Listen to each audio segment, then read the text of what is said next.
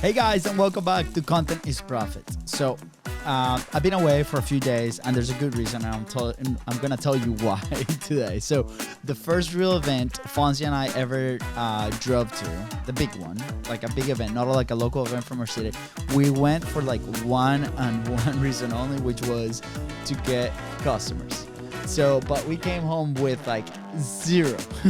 So if we almost called it like a completely waste. We're going about it for, the wrong reasons. And don't get me wrong, we came with like zero customers like that event, but it was the beginning of what we've been offering and, how we've been supporting our community in a long time. But I think we tackled it the wrong way. So, versus what we did, this past weekend, which was probably the best, most significant event that personally I've been to, and I'll tell you why. So in this episode, I'm gonna show you through like the three different phases of event, depending on like what type of entrepreneur you might be, and like how to get the most out of them according to our experience and kind of what we've been able to do. So our first event, this was back in 2019, beginning of 2020. So like it was like right before COVID happened. And at the time, our business, it was just me and Fonzie, just freelancing, nothing too crazy on the production. We were trying to figure out our offer. We're trying to figure out like what to produce. We're helping some local businesses with some social media content, but at the same time, we wanted to explore a solution outside of Jacksonville, Florida, something that we could do with customers all over the country. So, 2020 happens, and then all of a sudden, all the businesses closed, and we are in the red immediately. Every single customer calls, and they're like, guys, please do not draft. We're not going to be able to pay you. Anyways, we lost everybody except one customer that was podcasting at the time. He was doing 3 episodes per week. So he's like very excited for us. And we're like, I cannot figure out like why you're so excited about this. He's like, guys, you don't see it. This is a massive opportunity for you guys to finally go and dive into online and people that are not in your city. Like we were so caught up into that. So we scope out, and there's like this one event in Orlando, one of the biggest podcasting events, and we reached out and we end up getting a couple of tickets, and we're like, guys, and we at the time we weren't podcasting. We had no idea what podcast was, except from this customer that he was, publishing this long form video like 3 times a week. So we're like, well, with the skills that we have, I think there's a need for our service to, turn long form content into short form content. And this was like before clipping was even a thing, before vertical content was even a thing. And I think we can do a very good job providing this service. We have the systems, we're trying to different softwares, different things. So we decided to go to this event, and we go in not with intention about learning podcasting, but with the intention to actually get some customers. Like at the time we've had we've had experience with like local events where like we'll network or somebody will present, or maybe we will present, something like that, and it's always with the goal of like ROI on the event, right? So we go there and our goal is like, let's survey every single long form content creator to validate our idea, like not even to validate the idea. So that part was like really good, because every single podcaster or long form content creator that we encountered, we were like, hey, we are this fractional content agency. We do XYZ. Is this something that you see value of? And about 90% of people said yes. So like for that, absolutely exciting, because we're like, perfect. Like now I think we see a path, even though like the businesses here in town are closing the doors because of COVID. So we started doing that, and then we quickly found out that the people that were going there were very independent podcasters, no marketing budgets. They were starting out. It was not the right event for us to go sell. So we had a couple conversations with a few of the speakers. They kind of pointed us in the right direction. But at the end of the event, we didn't learn anything because we didn't go to any of the breakout sessions.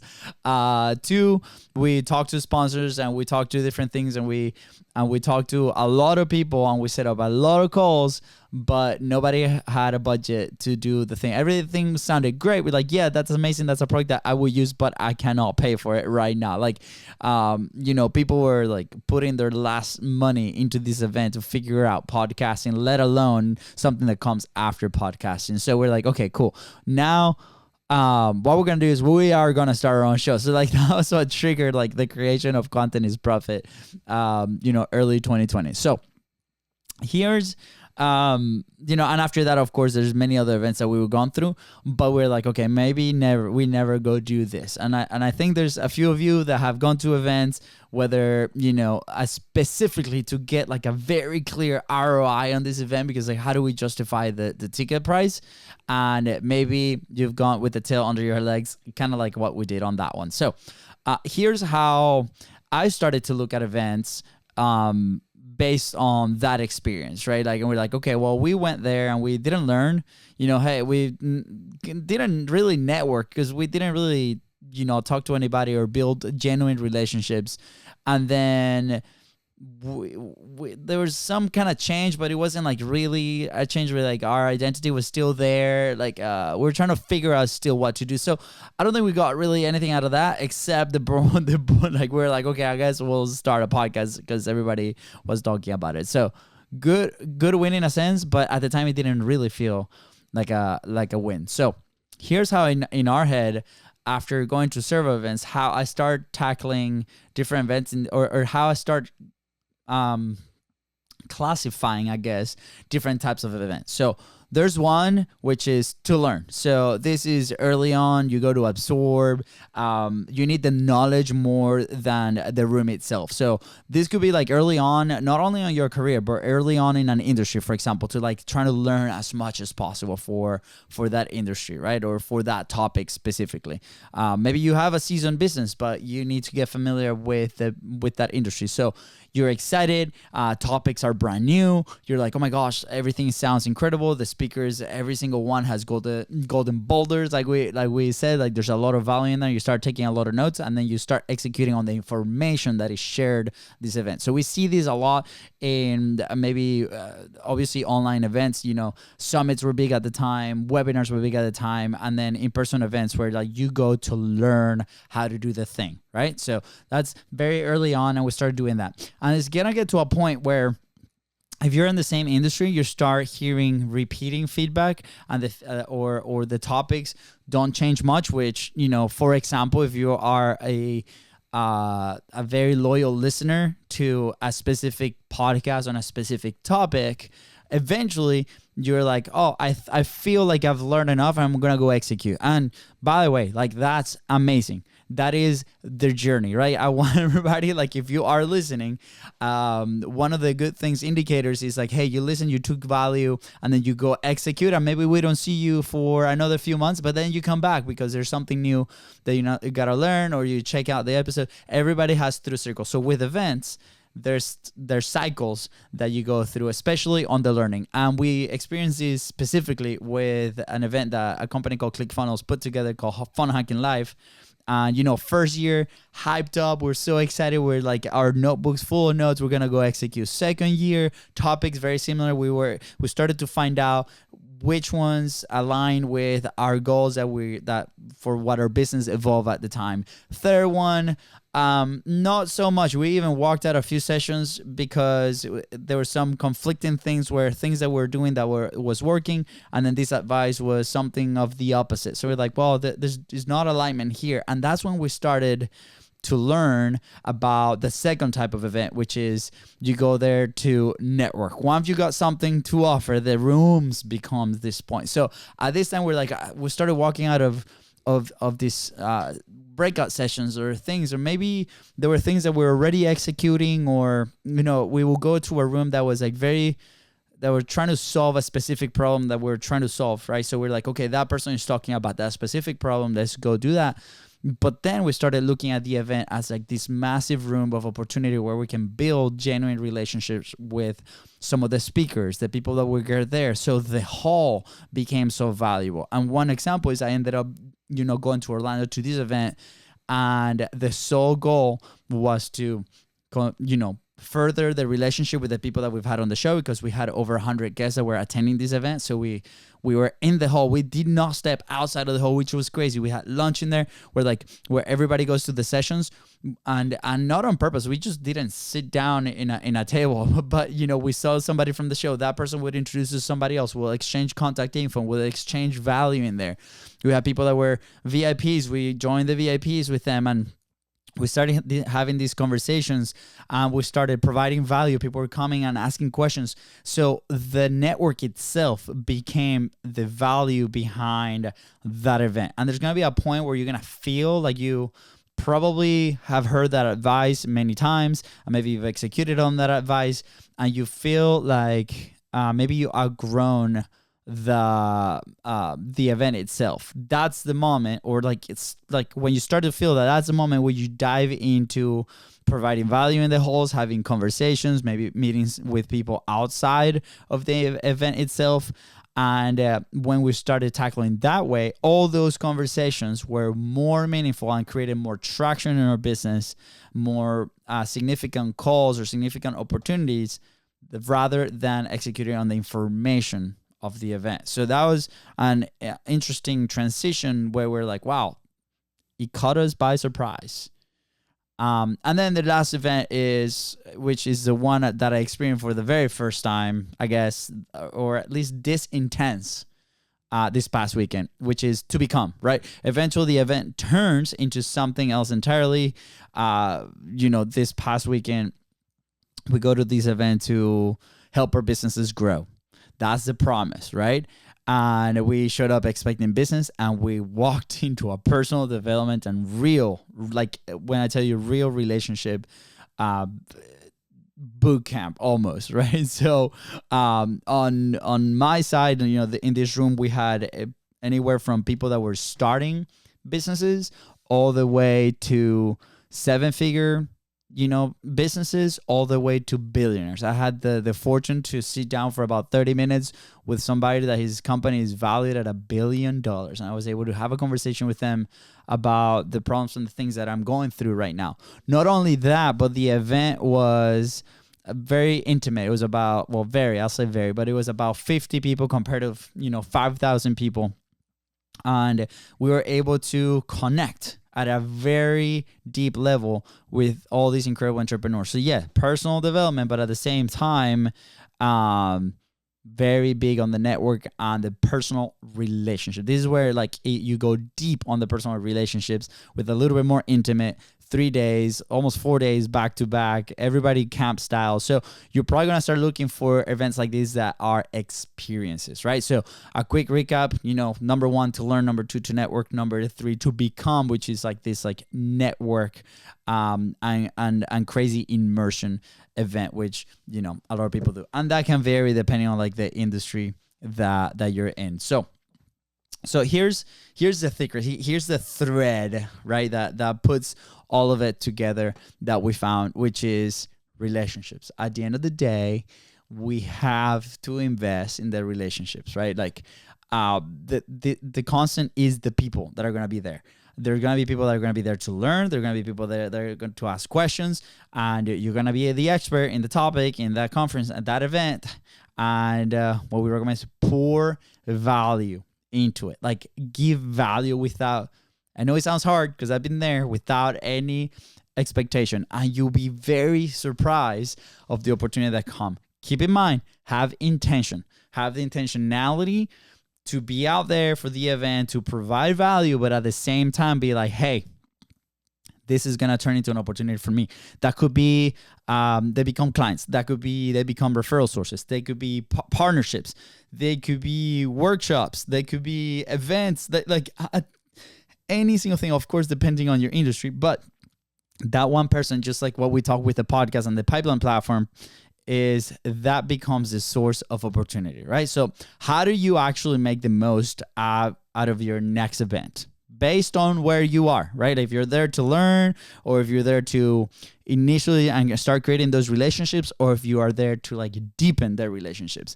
In our specific case, for the last event, it was so meaningful because these were people that we met on the second stage, people that we were networking, we were familiar with. Maybe we cross paths in different events. Maybe we cross paths online. We exchange podcasts or collaborations online. And out of those people, now we're deepening those relationships, right? Like we're syncing. We understand that we're part of the same community, that we're part of the same circles. And those points of contact allow it to be a better experience for everybody, right? So think about it. Like, which is the phase that you are right now? Are you on the learning? Are you on the networking initially? Or are you on like deepening the relationship of the experience, right? So match the goal to the phase that you are, so you can stop forcing the sales, right? Like if you go there for the topics and to learn how to go execute, perfect. Fully dive into that and grab that information and then go and put it in practice and execute it in your business, right? That doesn't mean that you're not going to network. Just keep in mind, like, where is your headspace on that event, right? With the networking, make sure that you make those genuine connections. You provide a ton of value, and then there's a way to follow, which I'll tell you exactly the system that is like fail-proof. Like you'll be able to have conversations after the event if you do this one thing, because everybody forgets, right? And then when it comes to like deepen the relationship, this is like genuine. There's like no filter. This is where, you know, the experience unites you and the other people that are out there. So here's the move. Here's how you you don't lose contact with these people. You continue having the relationships if you're into that. And let me tell you, like, one of these relationships can change your business forever. If you haven't heard of a concept called the Dream 100 by Chet Holmes, is in a book called The Ultimate Sales Machine. Russell Brunson with ClickFunnels talk about this every single time. Dream 100 is like, what are 100 relationships that if you genuinely connect with them can change your life. This is where all this starts, because in these events everybody's looking for a solution, and we connect at a personal level, whether, you know, doesn't matter what solution that looks like. That initial connection is what matters. And here's how you never lose track of them. Ready? All right. So the mechanic, every single break, find one person maybe that they were in a session with you. Maybe you had a little conversation with them, or a complete stranger. It doesn't matter. Go up to them and introduce yourself, right? Be like, hey, nice to meet you. I had a great time, you know, in that session. It looked like you did too. My name is Luis. I do XYZ. What do you do? What's your name? Right? Very, very simple. And it sounds simple, but it's not easy, especially when there's a ton of people out there. And then, you know, try to, you know, you share a little bit about you, but it's all about them. To ask them questions so they can tell you and they can provide. It's like, man, what do you do? And they'll tell you. It's like, oh, that's so exciting. Tell me more. Tell me more. Ask that like 3 times, right? And, you know, you can keep it under 10 minutes. Believe me, at the end of that, if they are able to share their value and their expertise and what they do, you are going to be in good state. And after that, it's like, here's where you exchange numbers, right? It's like, oh, dude, that's so awesome. I would love to stay in contact with you. I mean, you now, what I say, for example, is like, you now have a brother in Venezuela, which is absolutely true. Like, if I enjoy that conversation, that's what I'm going to do. If I don't enjoy the conversation, I don't feel like there's a connection, you know, we stay cordial, but I don't think there's a reason why we should exchange phone numbers. But I would love to stay in contact with you if you ever go to Florida. You have a house there. By the way, like, if you have a podcast or if you have a piece of content where you guys can collaborate, even better, because you'll be like, you can use that as a second point to be like, hey, I would love for you to share more about this in our podcast. It has been part of, you know, this network, and we've been out for so long and we've had so many episodes and blah, blah, blah. You can just, you know, put a ton of energy into promoting the podcast there with that person. And I assure you that person is going to be like, absolutely, let's do it. And then you can deepen the relationship that way. So here's how you do it. Hey, if you have an Apple, use the Apple AirDrop trick. If you don't know what that is, send me a message and I'll share it. I'll be like, hey, let's take a quick picture. We call it the Signature Selfie. Let's take a quick picture to remember this moment. You take the selfie and it's like, hey, what's a good phone number that I can send this to? And then they'll give you a phone number and you can send them the pictures. Believe me, this works 99% of the time. I promise you. We've gotten phone numbers of people that we thought they were, out of this league. And it's crazy. And then if they say no, it becomes really awkward for them. So they'll probably say yes. So the Signature Selfie is on the it's amazing. It works. So do it on the spot. Don't wait. Be like, okay, cool. Here's your phone number. Hey, I'm sending you my name, Luis. You can save it. And here's the picture. And you send the picture. And everybody's like, oh my God, this was so awesome. Thank you so much. Here's the thing. Once you do that, they're probably going to respond. They're going to do that. I mark my messages on read so that at the end of the day, I can follow up with them and be like, hey, this was very nice meeting you. Thank you so much for the value you provided or what you just told me. I'm looking forward to have you on the show. Looking forward to playing soccer together. Looking forward to whatever you guys talked about. And hey, let's connect maybe Monday or Tuesday next week. And put something there. Put 2 options. And believe me, like 90% of people will join that follow-up. So, which is very exciting. And at that point, it's up to you. What is the opportunity? Where's the thing that you guys can do together to collaborate, to provide value to each other and to help each other's communities, or, to hopefully become, do business together. One example is I share a personal goal with one of the people in there. We met a couple of days ago after, we flew back, and the solution that they were offering was a little bit out of my budget for what I needed to do, but it's like, it's okay. Now you're my point of reference for this, and I can refer you people.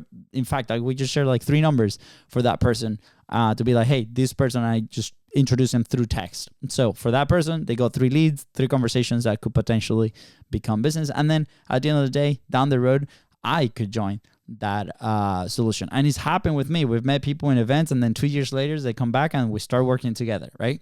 So if you go to enough of this, good, you have good energy.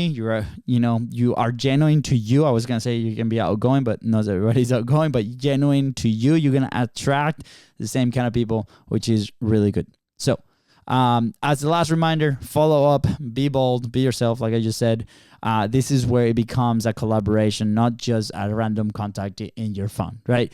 I'm going to repeat it again. Be bold. Be 100% yourself. Don't be another person. Like if you're shy, that's totally cool, man. Dive into it and be like, hey, this is really scary for me. This guy from Contents Profit, Luis, that just told me to do this. And, I'm going to do it, right? You literally can say that. Blame me. Throw me under the bus. I promise you, one contact can change your entire business, right? So, I would love to maybe, I don't know if next week, but if you're part of the community, businesscreator.club, come join us. Every Friday we do a Q&A, and I think I'm going to be diving into the event and kind of like why it was so significant for me. But I went to that event a little lost and on what the next stages are, but more on the personal side. And it completely unlocked me. I tried things that I've never tried before.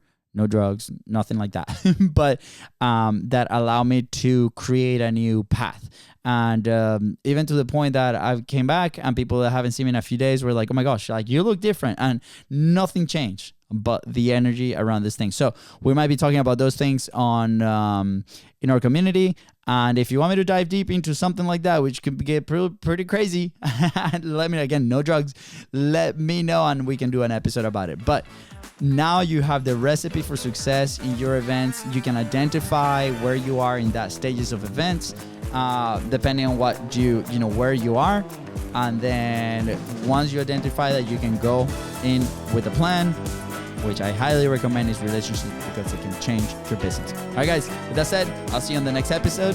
Thank you for tuning in. The Content is Profit. Don't forget, businesscreator.club. We'll see you there. Take care.